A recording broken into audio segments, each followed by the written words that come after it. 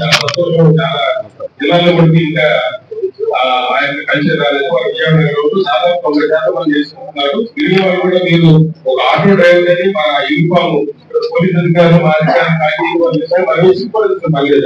అది మనం గర్వంగా ఫీల్ అవ్వాల్సిన అవసరం ఉంది.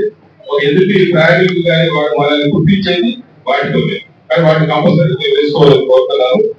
అలాగే రవాణా వాహనానికి ప్యాసింజర్ వాహనానికి పబ్లిక్ సర్వీస్ బ్యాట్ ఇచ్చేవారు, కానీ కొత్త మాట రవాణా చట్టంలో ఆ బ్యాట్ నిబంధనలు తీసేసేసరికి మరి మీరు రవాణా వాహనం తోలేయడానికి ప్యాసింజర్ వాహనం తోలడానికి చాలా ఉంటుందా ఉన్నారు. రవాణా వాహనానికి పూర్తి చేస్తారు. అది ఎక్కడ అయితే అక్కడ ఎక్కడైనా ఆపొచ్చు, ఏ డెస్టినేషన్ తీసుకోవచ్చు. అది కాఫీ తాగడానికి, టీ తాగడానికి, భోజనం చేయడానికి, నేచర్ కాఫీ ఇలాంటివి వాడదు.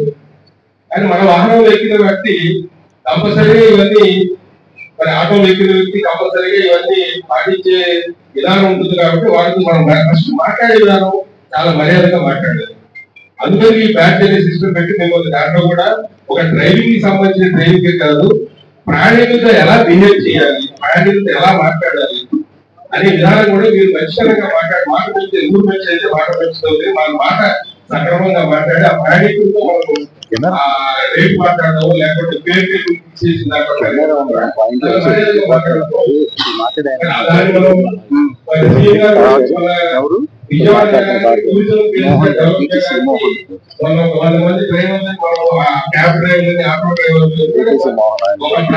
టూరిస్ట్ ప్రయాణికుడిగా నగరంలో దిగిన తర్వాత ఫస్ట్ కాంటాక్ట్ అయ్యేది ఒక క్యాబ్ డ్రైవర్, ఆటో డ్రైవర్ మొత్తం.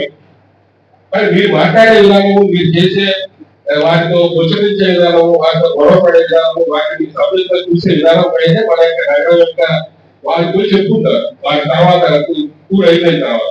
కానీ మనం మర్యాదగా బిహేవ్ చేసే విధానాన్ని అందరూ మీరు ఆలోచించుకోవాలని నేను చెప్తున్నాను. అట్లాగే ఫేర్స్, మరి మోటార్ వాహన చట్టంలో ప్రతి వాహనానికి ఫేర్ ఫిక్స్ చేసే పవర్ గవర్నమెంట్ ఉంది. కానీ లారీల చట్టంలో ఫిక్స్ చేయలేదు. 1989 నుంచి మన చట్టం అమలులో ఉన్నాయి. ఎందుకంటే డిమాండ్ అండ్ సప్లై ప్రకారంగా ఒక మార్కెట్ డిజైన్ చేసినప్పుడు మనం ఇంటర్ఫియర్ కాకూడదని చెప్పి ఎన్నో సంవత్సరాల నుంచి లారీ వాళ్ళు ఆ సెక్షన్ 87 ప్రకారంగా మాకు ఫిక్స్ చేయండి చెప్తున్నా కూడా ప్రభుత్వం తీసుకోవట్లేదు. పీక్ సీజన్ లో, స్లాష్ సీజన్ లో రేట్స్ బట్టి మార్కెట్ డిసైడ్ చేస్తున్నారు. కానీ ఒక అర్బన్ ఏరియాలో ప్రయాణించే ఆటోకి మామూలు చిన్న స్థాయి ఉద్యోగులు అయితేనేమి, లేకపోతే ప్రజావసరాలు ఉన్న వాళ్ళు వాడుతున్నారు. కాబట్టి ఆటోలకి ఫేర్స్ ఫిక్స్ చేయడం అనేది మనకు దాదాపు 72 సంవత్సరాలు కూడా అమలులోకి వచ్చింది. కిలోమీటర్ కింద మనం రేట్ ఫిక్స్ చేస్తాం. మీ యొక్క ఖర్చు విషయం కానీ, పెట్రోల్ ధర పెరిగినప్పుడు, సిఎన్జి ధర పెరిగినప్పుడు, ఆ ట్యాక్స్ విషయాలు అన్ని కలిపి దృష్టిలో పెట్టుకొని దానికి ఒక కమిటీ ఉంది. ప్రతి 3 సంవత్సరాలకి దానికి ట్యాక్స్లు రివైజ్ చేస్తున్నారు. కానీ దాని ప్రకారంగా మరి ఎంతమంది వెళ్తున్నారు నాకు తెలియదు. నేను కూడా ఎన్నోసార్లు ఆటో ఎక్కాను. ఇప్పుడు కూడా నేను యాజ్ ఎ డ్రైవర్ అప్పుడప్పుడు ఆటో బస్ స్టాండ్ లో స్టేషన్ దిగేసి దాని కూడా ఆటో ఎక్కిపోతాను. Just to test driver. Rapido కూడా ఎక్కిపోతాను. డ్రైవర్ తో మాట్లాడుతుంటారు, వేరే ఊరికి వెళ్ళి కూడా మాట్లాడుతుంటారు. అంటే ఒక రవాణా అధికారిగా కూడా పబ్లిక్ లో ఏం జరుగుతుంది అనేది తెలుసుకోవాల్సిన బాధ్యత ఉంది. బట్ నేను కూడా ఒక చాలాసార్లు గమనించాను. విజయవాడ నగరంలో ఇప్పటికీ ఆ యొక్క ర్యాపిడోలో లేకపోతే ఆ క్యాబ్ ఊబర్ మీద ఎందుకు వెళ్తున్నారు? మనం పేర్స్ విచ్చలవిడిగా మనం 2 కిలోమీటర్ల దూరానికి కూడా 100 రూపాయలు డిమాండ్ చేస్తున్నాం. 3 కిలోమీటర్ల దూరానికి బస్ స్టాండ్ నుంచి రైల్వే స్టేషన్కి వెళ్ళాలంటే 100 రూపాయలు అడుగుతున్నారు. పండుగలకి విపరీతంగా ఉంది. కానీ మనం రేట్స్ ఫిక్స్ చేసిన తర్వాత దాన్ని అడ్వాన్స్ చేసుకునే బాధ్యత ఆ యొక్క రేటు మనకు కమర్షియల్ గా వైబుల్ అయితే ప్రభుత్వం ఫిక్స్ చేస్తుంది. వాటిని ఖచ్చితంగా పాటించాలని చెప్పి కోరుకుంటారు. మన కానీ ఇలాగే ఇష్టం వచ్చిన రేట్లు కనుక పెట్టుకుంటూ ఉంటే మరి ఇంకా ఉబర్, ఆటో, ఓలా, ర్యాపిడో దాంట్లో కూడా కంట్రోల్ చేసే విధానం ఉంది. ఇప్పుడు కర్ణాటక రాష్ట్రంలో అయితే వాళ్ళు కూడా పూర్తిగా దీని ప్రకారం వాళ్ళకి ఇష్టం వచ్చిన రేట్లు పెట్టకూడదని చెప్పి ప్రభుత్వం ఇచ్చినటువంటి ఆటో రేట్స్ కానీ, క్యాబ్ రేట్స్ లేకపోతే వీటితో వెళ్ళాలని చెప్పి నిబంధనలు తీసుకొచ్చారు. బెంగళూరు వెళ్ళినప్పుడు కూడా క్యాబ్ డ్రైవర్ ఖచ్చితంగా దాని ప్రకారం వెళ్తున్నారు. కానీ మీరు కనుక ఇలా ఫాలో కాకపోతే అందరూ కూడా పబ్లిక్ అందరూ కూడా మొబైల్ ఫోన్స్ ఉన్న వాళ్ళందరూ కూడా ఇప్పటికీ అందరూ అవే వాడుతున్నారు. కానీ మనం కనుక ప్రభుత్వం నిర్ణయించిన తరలికి వెళ్ళాలని చెప్పి మీ అందరికీ సర్వంగా మనం చేసుకుంటున్నాం. అట్లాగే ఇంకా కెమెరా గురించి ఆల్రెడీ చెప్పారు. మరి మీరు రవాణా శాఖ అధికారులు 20 మంది ఉన్నారు, ట్రాఫిక్ గురించి 50 మంది ఉన్నారు, మరి ఏ సందులో ఎదుగులో మరి ఎలాంటి కార్యక్రమాలు చేసుకొని ఎవరైతే పోవాలనుకుంటున్నారు. మరి హైదరాబాద్ నగరంలో దాదాపు 30,000 కేంద్రాలు పెట్టారు. మన సిపి గారి మన నగరంలో 1000 కేంద్రాలు పెట్టారు. రాష్ట్రంలో దాదాపు 44,000 కేంద్రాలు ఉన్నాయి. అవన్నీ కూడా ఆపరేషన్ చేస్తున్నారు. కానీ మీ యొక్క ప్రతి కదలిక మీ ఇంటి బయటకు వెళ్ళినప్పటి నుంచి ఇంట్లో వచ్చే వరకు విజయవాడ నగరంలో ఉన్నటువంటి 12 లక్షల జనాభా లేకపోతే ఉన్నటువంటి 6 లక్షల వాహనాల మూవ్మెంట్స్ అన్ని కూడా క్రిస్టల్ క్లియర్ గా పోలీస్ కంట్రోల్ రికార్డ్ అవుతాయి పెట్టుకోవాలి. ఎందుకంటే క్రైమ్ అనేది కంట్రోల్ చేయడానికి లేకపోతే వైలెన్స్ కంట్రోల్ చేయడానికి ఈ సోషల్ పోలీసింగ్ కానీ డైరెక్ట్ పోలీసింగ్ కాకుండా ఇండైరెక్ట్ గా కంట్రోల్ చేసే విధానం అమల్లో ఉంది. కాబట్టి కిడ్నాప్ జరిగినా లేకపోతే ఇంకోటి జరిగినా వెంటనే నిమిషాలలోనే కంట్రోల్లో ఎలా ట్రై చేయగలుగుతుందో చెప్పారు పోలీసు అధికారులు. వాళ్ళకున్న నేర్పథ్యం అది దానికి సంబంధించినటువంటి ప్రభుత్వం చర్యలు తీసుకుంటుంది. కానీ ఎలాంటి అసాధ్య కార్యకలాపాలకు పాల్పడకుండా మనం దాన్ని జాగ్రత్తగా రెగ్యులేట్ చేయవలసిన బాధ్యత ఉందని మరోసారి చేయాలి. ఇంకా ఓవర్లోడింగ్ చాలా జిల్లాలో బట్టి ఇంకా ఆయన కల్చర్ రాలేదు. విజయవాడ నగరంలో దాదాపు 90% మంది చేసుకుంటున్నారు. తిరిగి వాళ్ళు కూడా మీరు ఒక ఆటో డ్రైవర్ అని మా యూనిఫామ్ పోలీస్ అధికారులు మా అధికారులు అది మనం గర్వంగా ఫీల్ అవ్వాల్సిన అవసరం ఉంది. ఒక ఎదుటి ప్రయాణికులు కానీ వాడు మనల్ని గుర్తించేది వాటితో, కానీ వాటిని కంపల్సరీ వేసుకోవాలని కోరుతున్నాను. అలాగే రవాణా వాహనానికి ప్యాసింజర్ వాహనానికి పబ్లిక్ సెక్యూరిటీ బ్యాట్ ఇచ్చేవారు. కానీ కొత్త మాట రవాణా చట్టంలో ఆ బ్యాట్ గురించి తీసేసేసరికి మరి మీరు రవాణా వాహనం తోలేయడానికి ప్యాసింజర్ వాహనం తోలడానికి చాలా ఉంటుందా ఉన్నారు. రవాణా వాహనానికి పూర్తి చేస్తారు. అది ఎక్కడ అయితే ఎక్కడైనా ఆపొచ్చు, ఏ డెస్టినేషన్ తీసుకోవచ్చు. అది కాఫీ తాగడానికి, టీ తాగడానికి, భోజనం చేయడానికి, నేచర్ కాల్ చేయడానికి వాడదు. కానీ మన వాహనంలో ఎక్కిన వ్యక్తి కంపల్సరీగా ఇవన్నీ మరి ఆటోలో ఎక్కిన వ్యక్తి కంపల్సరీగా ఇవన్నీ పాటించే విధానం ఉంటుంది. కాబట్టి వారికి మనం ఫస్ట్ మాట్లాడే విధానం చాలా మర్యాదగా మాట్లాడాలి. అందుకని ఈ బ్యాట్ అనే సిస్టమ్ పెట్టి మిమ్మల్ని దాంట్లో కూడా ఒక డ్రైవింగ్ కి సంబంధించిన ట్రైనింగ్ కాదు, ప్రయాణికులతో ఎలా బిహేవ్ చేయాలి, ప్రయాణికులతో ఎలా మాట్లాడాలి అనే విధానం కూడా మీరు ఖచ్చితంగా మాట పెంచే ఊరు పెంచి అయితే మాట పెంచుతుంది. మన మాట సక్రమంగా మాట్లాడి ఆ ప్రయాణికులతో మనకు రేపు మాట్లాడదాము లేకపోతే పేరు చేసి విజయవాడ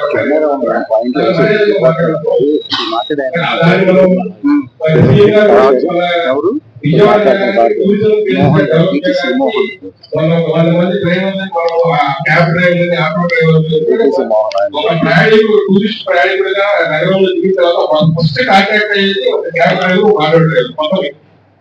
మరి మీరు మాట్లాడే విధానము, మీరు చేసే వాటితో ముచ్చరించే విధానం, వాటితో గొడవ పడే విధానం, వాటిని సభ్యులతో చూసే విధానం పైన మన యొక్క నగరం యొక్క వారి గురించి చెప్పుకుంటారు వాటి తర్వాత కూడి అయిపోయిన తర్వాత. కానీ మనం మర్యాదగా బిహేవ్ చేసే విధానాన్ని అందరూ మీరు ఆలోచించుకోవాలని నేను చెప్తున్నాను. అట్లాగే ఫేర్స్ మరి మోటార్ వాహన చట్టంలో ప్రతి వాహనానికి ఫేర్ ఫిక్స్ చేసే పవర్ గవర్నమెంట్ ఉంది. కానీ లారీల ఎంతవరకు ఫిక్స్ చేయలేదు. 1989 నుంచి మన చట్టం అమలులో ఉన్నాయి. ఎందుకంటే డిమాండ్ అండ్ సప్లై ప్రకారంగా ఒక మార్కెట్ డిజైన్ చేసినప్పుడు మనం ఇంటర్ఫియర్ కాకూడదని చెప్పి ఎన్నో సంవత్సరాల నుంచి లారీ వాళ్ళు ఆ సెక్షన్ 87 ప్రకారంగా మాకు ఫిక్స్ చేయండి చెప్తున్నా కూడా ప్రభుత్వం తీసుకోవట్లేదు. పీక్ సీజన్ లో స్లాష్ సీజన్ లో రైట్స్ బట్టి మార్కెట్ డిసైడ్ చేస్తున్నారు. కానీ ఒక అర్బన్ ఏరియాలో ప్రయాణించే ఆటోకి మామూలు చిన్న స్థాయి ఉద్యోగులు అయితేనేమి లేకపోతే ప్రజావసరాలు ఉన్న వాళ్ళు వాడుతున్నారు. కాబట్టి ఆటోలకి ఫేర్స్ ఫిక్స్ చేయడం అనేది మనకు దాదాపు 72 సంవత్సరాలు కూడా అమలులోకి వచ్చింది. కిలోమీటర్ కింద మనం రేట్ ఫిక్స్ చేస్తాం. మీ యొక్క కన్స్యూషన్ కానీ పెట్రోల్ ధర పెరిగినప్పుడు, సిఎన్జి ధర పెరిగినప్పుడు, ఆ ట్యాక్స్ విషయాలు అన్ని కలిపి దృష్టిలో పెట్టుకొని దానికి ఒక కమిటీ ఉంది. ప్రతి 3 సంవత్సరాలకి దానికి ట్యాక్స్లు రివైజ్ చేస్తున్నారు. కానీ దాని ప్రకారంగా మరి ఎంతమంది చెప్తున్నారు నాకు తెలియదు. నేను కూడా ఎన్నోసార్లు ఆటో ఎక్కాను. ఇప్పుడు కూడా నేను యాజ్ ఎ డ్రైవర్ అప్పుడప్పుడు ఆటో బస్ స్టాండ్ లో స్టేషన్ దిగేసి దాని కూడా ఆటో ఎక్కిపోతాను. Just to test driver Rapido కూడా ఎక్కిపోతాను. డ్రైవర్ తో మాట్లాడుతుంటారు, వేరే ఊరికి వెళ్ళి కూడా మాట్లాడుతున్నారు. అంటే ఒక రవాణా అధికారిగా కూడా పబ్లిక్ ఏం తెలుస్తుంది అనేది తెలుసుకోవాల్సిన బాధ్యత ఉంది. బట్ నేను కూడా ఒక చాలాసార్లు గమనించాను. విజయవాడ నగరంలో ఇప్పటికీ ఆ యొక్క ర్యాపిడోలో లేకపోతే ఆ క్యాబ్ ఉబర్ మీద ఎందుకు వెళ్తున్నారు? మనం పేర్స్ విచ్చలవిడిగా మనం 2 కిలోమీటర్ల దూరానికి కూడా 100 రూపాయలు డిమాండ్ చేస్తున్నాం. 3 కిలోమీటర్ల దూరానికి బస్ స్టాండ్ నుంచి రైల్వే స్టేషన్కి వెళ్ళాలంటే 100 రూపాయలు అడుగుతున్నారు. పండుగలకి విపరీతంగా ఉంది. కానీ మనం రేట్స్ ఫిక్స్ చేసిన తర్వాత దాన్ని అడ్వాన్స్ చేసిన బాధ్యత ఆ యొక్క రేటు మనకు కమర్షియల్ గా వైబుల్ అయితే ప్రభుత్వం ఫిక్స్ చేస్తుంది. వాటిని ఖచ్చితంగా పాటించాలని చెప్పి కోరుకుంటారు. మన కనుక ఇలాగే ఇష్టం వచ్చిన రేట్లు కనుక పెట్టుకుంటూ ఉంటే మరి ఇంకా Uber auto Ola Rapido system దాంట్లో కూడా కంట్రోల్ చేసేలా ఉంది. ఇప్పుడు కర్ణాటక రాష్ట్రంలో అయితే వాళ్ళు కూడా పూర్తిగా దీని ప్రకారం వాళ్ళకి ఇష్టం వచ్చిన రేట్లు పెట్టకూడదని చెప్పి ప్రభుత్వం ఇచ్చినటువంటి ఆటో రైడ్స్ కానీ క్యాబ్ రైడ్స్ లేకపోతే వీటితో వెళ్ళాలని చెప్పి నిబంధన తీసుకొచ్చారు. రేపు బెంగళూరు వెళ్ళినప్పుడు కూడా క్యాబ్ డ్రైవర్ ఖచ్చితంగా వెళ్తున్నారు. కానీ మీరు కనుక ఇలా ఫాలో కాకపోతే అందరూ కూడా పబ్లిక్ అందరూ కూడా మొబైల్ ఫోన్స్ ఉన్న వాళ్ళందరూ కూడా ఇప్పటికీ అందరూ అవే వాడుతున్నారు. కానీ మనం కనుక ప్రభుత్వం నిర్ణయించిన తరలికి వెళ్ళాలని చెప్పి మీ అందరికీ సర్వంగా మనం చేసుకుంటున్నారు. అట్లాగే ఇంకా కెమెరా గురించి ఆల్రెడీ చెప్పారు. మరి మీరు రవాణా శాఖ అధికారులు 20 మంది ఉన్నారు, ట్రాఫిక్ గురించి 50 మంది ఉన్నారు. వారు ఏ సందులో ఎదుగులో మరి ఎలాంటి కార్యక్రమాలు చేసుకొని ఎవరైతే పోవాలనుకుంటున్నారు. మరి హైదరాబాద్ నగరంలో దాదాపు 30,000 కెమెరాలు పెట్టారు. మన సిటీ గారి నగరంలో 1000 కెమెరాలు పెట్టారు. రాష్ట్రంలో దాదాపు 44,000 కెమెరాలు ఉన్నాయి. అవన్నీ కూడా ఆపరేషన్ చేస్తున్నారు. కానీ మీ యొక్క ప్రతి కదలిక మీ ఇంటి బయటకు వెళ్ళినప్పటి నుంచి ఇంటి లోపలికి వచ్చే వరకు విజయవాడ నగరంలో ఉన్నటువంటి 12 లక్షల జనాభా లేకపోతే ఉన్నటువంటి 6 లక్షల వాహనాల మూవ్మెంట్స్ అన్ని కూడా క్రిస్టల్ క్లియర్ గా పోలీస్ కంట్రోల్ రికార్డ్ అవుతాయి పెట్టుకోవాలి. ఎందుకంటే క్రైమ్ అనేది కంట్రోల్ చేయడానికి లేకపోతే వైలెన్స్ కంట్రోల్ చేయడానికి ఈ సోషల్ పోలీసింగ్ కానీ డైరెక్ట్ పోలీసింగ్ కాకుండా ఇండైరెక్ట్ గా కంట్రోల్ చేసే విధానం అమల్లో ఉంది. కాబట్టి చెప్పారు కిడ్నాప్ జరిగినా లేకపోతే ఇంకోటి జరిగినా వెంటనే నిమిషాలలోనే కంట్రోల్లో ఎలా ట్రై చేయగలుగుతుందో చెప్పారు పోలీసు అధికారులు. వాళ్ళకున్న నేర్పథ్యం అది దానికి సంబంధించినటువంటి ప్రభుత్వం చర్యలు తీసుకుంటుంది. కానీ ఎలాంటి అసాధ్య కార్యకలాపాలకు పాల్పడకుండా మనం దాన్ని జాగ్రత్తగా రెగ్యులేట్ చేయవలసిన బాధ్యత ఉందని చేయాలి. ఇంకా ఓవర్ లోడింగ్ మనం చేసే కార్యక్రమాలు చెప్పారు. కానీ ఆటోని సక్రమంగా పెట్టుకుంటే పొల్యూషన్ పక్కన తీసుకోండి. ఆ పొల్యూషన్ ఎక్కువగా వచ్చే పరిస్థితి ఉంటే మీరు వాటిని సరి చేసుకోండి. ఏవైతే నిబంధన ప్రకారంగా మన స్థితిలో జరగాల్సిన ఆటోని ఏర్పాటు చేయండి. అలాగే గుంటూరు నుంచి లేకపోతే ఇబ్రహీంపట్నం లేకపోతే జగ్గాపేట నుంచి ఆటో నియంత్రించవలసిన బాధ్యత ఉంది. కానీ పోలీసు అధికారులు కూడా ఈ విషయం అందుకే మీకు అవగాహన ఉందో లేదో ఒకసారి మా అధికారులు అర్థం చేస్తారు. కంపల్సరిగా అన్ని అంటే మనకి ఎంట్రీ పాయింట్స్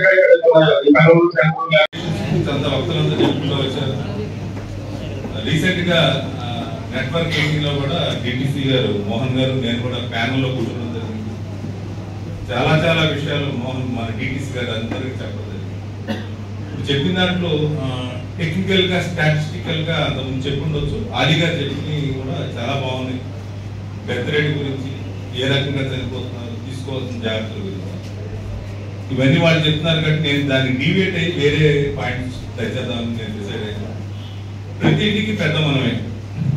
మన ముందు ఇంటికి క్షేమంగా వెళ్తే ఇంట్లో కూడా భార్య పిల్లలు వెళ్ళి రమ్మంటారు, వెళ్ళొస్తారంటే ఒప్పుకోరు.